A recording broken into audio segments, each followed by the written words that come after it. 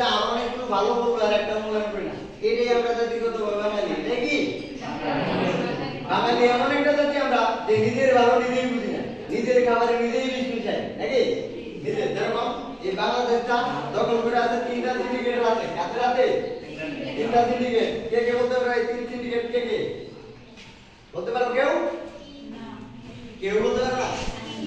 আমি বলি, এক আমলাতান্ত্রিক সিন্ডিকেট, এদের কোনো পরিবর্তন নাই, সরকারি চাকরিতে যারা ঢোকে এদের কোনো পরিবর্তন আছে?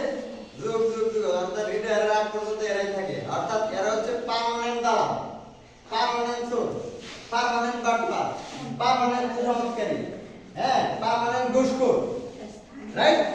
সত্য বলতে ভয় কিসের? আমাদের জাতিগতভাবে অন্যায় অত্যাচার নিগৃহীত হওয়া, আমাদের শোষণ করা, আমাদের উপর অত্যাচার করা, আমাদের অধিকার পূর্ণ করার পিছনে দায়ী কে? এই কে দায়ী? এই প্রত্যেকটা অটোমেটিক প্রযুক্তি না, এক একটা অটোমেটিক প্রযুক্তি, যে একটা মানুষ একটা অটো প্রযুক্তি, অটো রোবটিক প্রযুক্তি, যেই অটো রোবটিক প্রযুক্তির বলে বাকি সব প্রযুক্তি তৈরি হয়েছে দুনিয়াতে। তাহলে এর কতগুলো অটো রোবটিক প্রযুক্তি আছে? 1 2 3 4 5 6 7 8 9 10 11 12 13 14 15 16 18 19 20 21 22 23 24 25 26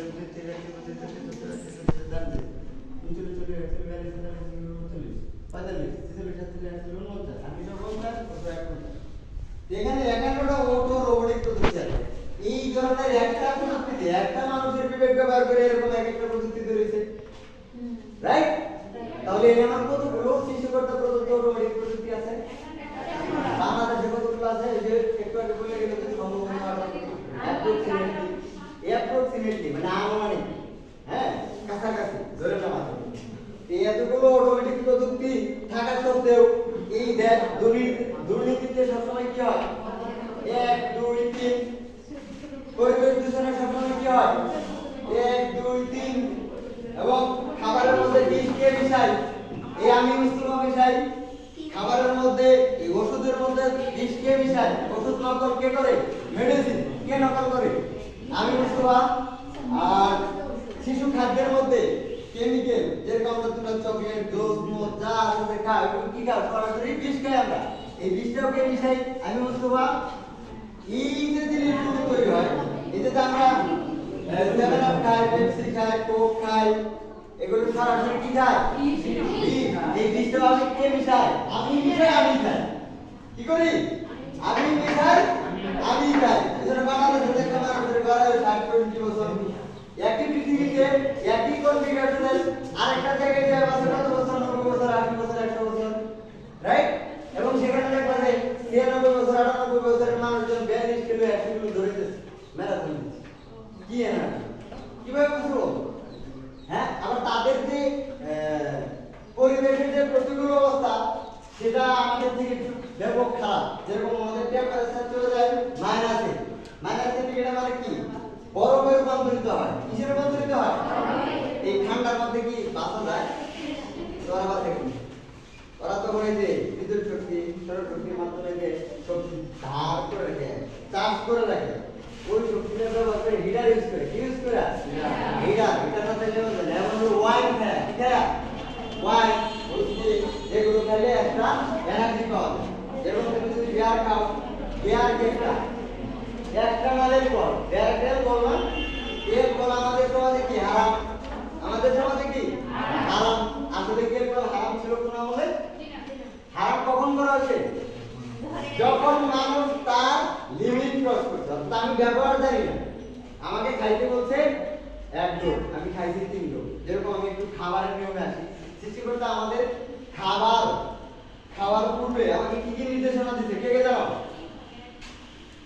আমি যদি পেটটাকে ভাগ করি 3 ভাগের 1 ভাগ খাবার খাইতে বলছে, আর 1 ভাগ পানি রাখতে করতে বলছে, আর 1 ভাগ পানি রাখতে বলছে।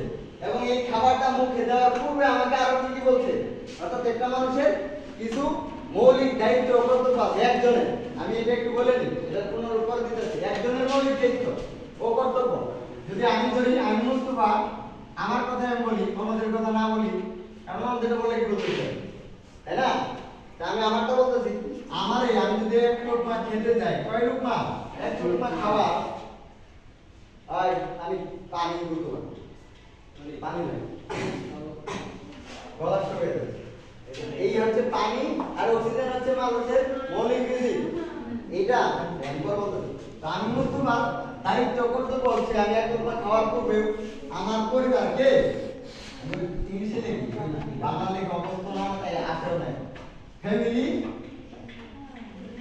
রিলেটিভ, তারপর নেইবার, কি নেইবার, এটা 40 ঘর পর্যন্ত, কয় ঘর? 40 মোটে আউট, অর্থাৎ প্রতিবেশী 40 ঘর পর্যন্ত আমাকে মানে মুস্তাফাকে নিশ্চিত হতে বলছে এই আমার পরিবার, আমার আত্মীয় স্বজন, প্রতিবেশী 40 ঘর পর্যন্ত সবাই খাবারটা ঠিকভাবে পাইছে কিনা, সবাই সুস্থ আছে কিনা, কারো কোনো সমস্যা আছে কিনা, আমি যে নিজের এই তুমি এরকম দোষা দেবে না, মাথায় করে ঠেকে দিতে হবে না, সোজা বসো না, তোমার জন্য সমস্যা আছে, হ্যাঁ ক্লিয়ার করো, কথা একটা করতে দেখো এখানে আমি যে জিনিসগুলো বলতেছি তার মধ্যে কিন্তু এখানে শয়তান আসছে, শয়তান কোনগুলো এগুলো কিন্তু আমি নির্ণয় করতে পারি। এই যে এই ধরনের সিম্পটম দেখি শয়তান কার মধ্যে এখানে ঢুকতে পারবে, আমি তোমাদের চেহারা, তোমাদের অ্যাটিটিউড, তোমাদের আচরণ এগুলো দেখে বলতে দিতে পারবো যে এখানে শয়তান এটা বাস করতে পারে। ও কিভাবে?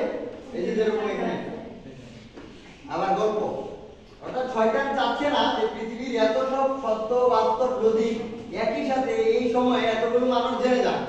এটা কখন চাইবো সে? চাইলে কি তার কর্ম কি হয়ে যাবো? বন্ধ হয়ে যাবো। আমি সে কি চাইবো তোমার? তার তো খেলার মানে আমার পিছনে দিছে কেন? কি কারণে দিছে?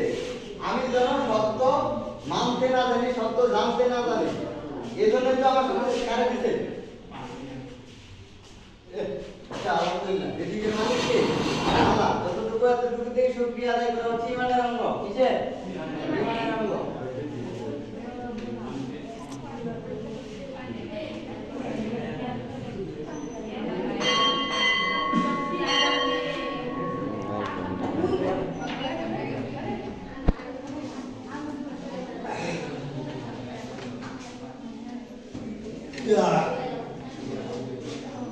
তো যেখানে ছিলাম,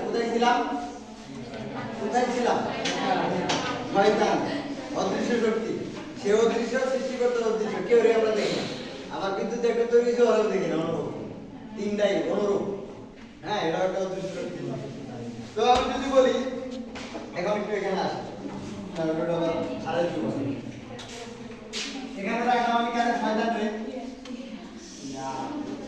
ভাই, ইংলিশ বলে দেখো একটু তাকাও, ওরা কথা বললে কিন্তু আমি বুঝবো শয়তান কোন জায়গায় আসছে।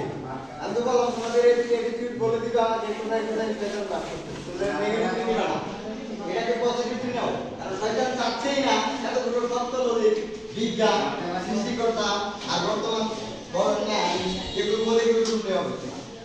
তো এতগুলো সত্য লজিক একই সাথে এতগুলো মানুষ জেনে যাক, এটা চাইবো সে, কারণ তারপর একটু বন্ধ হয়ে যাবে। যেরকম একদিন ইমাম রে যে পরিমাণ সাবি উনি দেয়, নিশ্চয়ই আমাদের তো একটু সাবি দেওয়া হয় না। এটা বাদ নামাজ পড়ে আমি হয়তো করি না, ধরে নাও আমি আমাদের বুঝেছি। তো এরকম যে প্রকৃত ইমানদার তার পিছনে সাবি মারতে মারতে সাবিগুলো কিন্তু পরিষ্কার থাকে, বারবার মারে কাজ মারে কাজ, বাট তোমার আমার মধ্যে একবার মেরে ছেড়ে দেওয়া জীবন আমার লাগে, হ্যাঁ জীবন আমার লাগে, ওটা কি হয় মরে তো বেড়ে যায়। বিভিন্ন ওয়াজ মাহফিলে হুজুররা এগুলো বলে কিনা, একটু ভাই মজার বিষয়, রাগ বানিয়ে কাছে ভালো লাগে তো, শুনতেও ভালো লাগে, বলতেও ভালো লাগে না।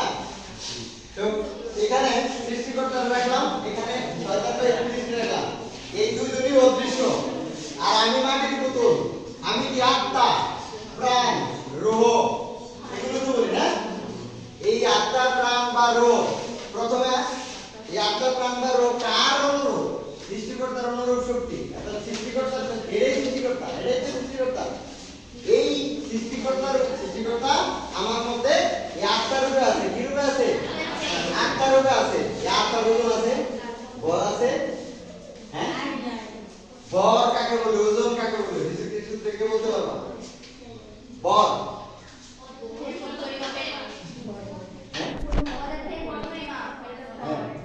পরিমাণ বল আর ওজন উনির দিকে যে অভিকর্ষণ করে টানে, এটা হচ্ছে ওজন। ওজনের কম বেশি হয়, তাতে গেলে ওজন বাড়বে কমে, কমে কেন? পৃথিবী থেকে তার ডিস্টেন্স বেড়ে যায়, তাই অভিকর্ষণ বল কমে যায়।